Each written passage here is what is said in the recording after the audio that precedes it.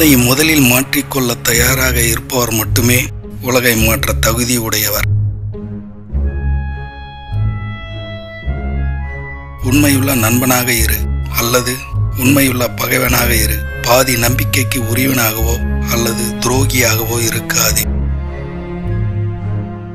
பிறந்த குழந்தைகள் கூட அழுகை என்ற புரட்சியை செய்துதான் தன் தேவைகளை பூர்த்தி செய்து கொள்கிறது.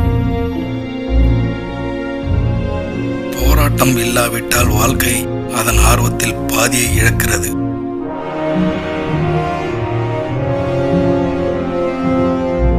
சுதந்திரம் கொடுக்கப்படுவதில்லை, அது எடுக்கப்படுகிறது.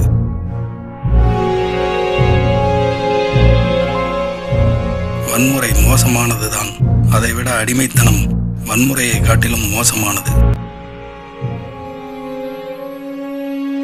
வரலாற்றில் எந்த உண்மையான மாற்றங்களும் விவாதங்களால் அடையப்படவில்லை. இறைவன் நமக்கு செல்வத்தை கொடுக்கவில்லை என்று கவலைப்படாதே. உயிர் என்னும் பெரிய செல்வத்தை நமக்கு கொடுத்திருக்கிறான். அதனை கொண்டு எதையும் சாதிக்கலாம்.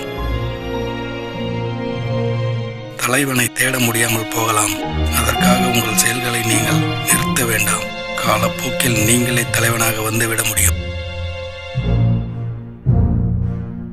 ஒரு நபர் ஒரு சிந்தனைக்காக இறக்கலாம். ஆனால் அந்த சிந்தனை அவரது மரணத்திற்கு பிறகு 1000 உயிர்களில் அவதாரம் எடுக்கும். தவறுகள் மற்றும் அநியாயங்களை சமரசம் செய்து கொள்வது மிகப்பெரிய குற்றம் என்பதை மறக்கக்கூடாது. நித்திய சட்டத்தை நினைவில் கொள்ளுங்கள். அடைய வேண்டியதற்கு இழக்க வேண்டியிருக்கும்.